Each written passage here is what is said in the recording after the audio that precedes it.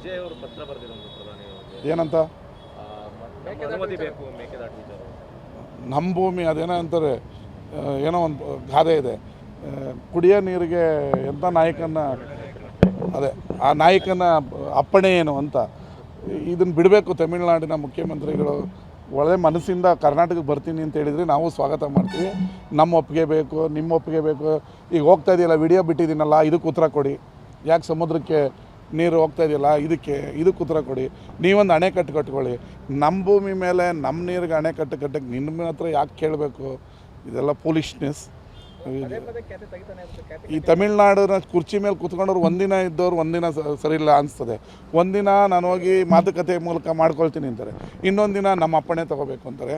ಈ ತಮಿಳ್ನಾಡಿನವ್ರಿಗೆ ಅದು ಎಚ್ಚರಿಕೆನಾರ ಅಂದ್ಕೊಳ್ಳಿ, ಒತ್ತಾಯನಾರ ಅಂದ್ಕೊಳ್ಳಿ. ನೀವು ನಮ್ಮ ಮೇಕೆದಾಟು ಕಟ್ಟೋದಕ್ಕೆ ಅಡ್ಡ ಬರಬೇಡಿ.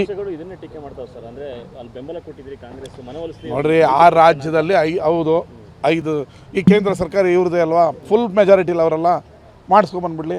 ಆ ರಾಜ್ಯದಲ್ಲಿ 5 ಜನ ಗೆದ್ದವ್ರೆ, ಅವ್ರ ಬೆಂಬಲ ಏನು 5 ಜನ ಬೆಂಬಲ ವಾಪಸ್ ತಗೊಂಡಿದ್ದ ತಕ್ಷಣ ಸರ್ಕಾರ ಬಿದ್ದಬಿಡ್ತದೆ. ಅವ್ರದ್ದು ಬೀಳಲ್ಲ. ಅದು ಬಿಡಿ, 5 ಜನ ಇದ್ದಾರೆ, ನಿಮ್ಗೆ ಕೇಳ್ಕೊಂಬನಿ. ಇದೇನು ಅಂದರೆ ಓಡೋಗೋ ನೀತಿ. ಇದು ವಿರೋಧ ಪಕ್ಷದವ್ರದ್ದು ತಮ್ಮ ಜವಾಬ್ದಾರಿಯಿಂದ ನುಣುಚ್ಕೊಳ್ಳೋ ನೀತಿ. ನಾವು ನಮ್ಮ ರಾಜ್ಯಕ್ಕೆ ಹೋರಾಟ ಮಾಡ್ತೀವಿ, ಅವ್ರ ರಾಜ್ಯಕ್ಕೆ ಹೋರಾಟ ಮಾಡ್ತಾರೆ.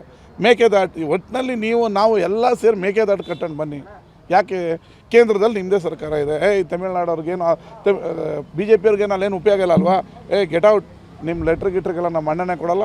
ಕರ್ನಾಟಕದವ್ರು ಮೇಕೆದಾಟು ಕಟ್ಟಲಿ ಅಂತ ಒಂದು ಸ್ಟೇಟ್ಮೆಂಟ್ ಮಾಡಲಿ. ಯಾಕೆ ಮಾಡಲ್ಲ? ಅವರು ಪೊಲಿಟಿಕ್ಸ್ ಮಾಡ್ತಾರೆ.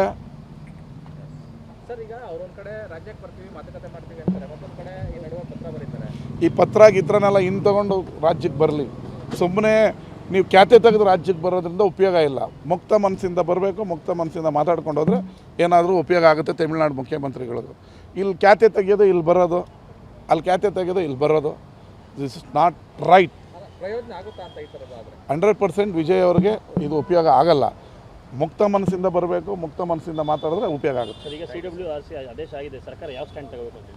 ನೋಡೋಣ ಏನಾಗುತ್ತೆ ಅಂತ. ನಾನು ನೀರು ಬಿಡಬಾರ್ದು ಅಂತ ಹೇಳ್ತಾ ಇದ್ದೀನಿ, ನೋಡೋಣ ಏನಾಗುತ್ತೆ ಅಂತ. ಈಗ ನಾನು ಹೆಂಗೆ ರಾಜ್ಯ ಸರ್ಕಾರ ತೊಗೊಳ್ಳೋ ಅಂತ, ನಾನೊಬ್ಬ ಶಾಸಕ, ಆಡಳಿತ ಪಕ್ಷ ಶಾಸಕ, ಓಕೆ. ಅವ್ರು ತೊಗೊಳ್ಳೋ ನಿಲ್ವೇ ನಾನೇನಿಗೆ ಉತ್ತರ ಕೊಡೋದು? ನೋಡೋಣ ಏನು ಮಾಡ್ತಾರೆ, ನೋಡೋಣ. 100% ನಾನು ಮಂಡ್ಯದ ರೈತರ ಪರ. ನೀರು ಬಡ್ಕೊಡ್ತು.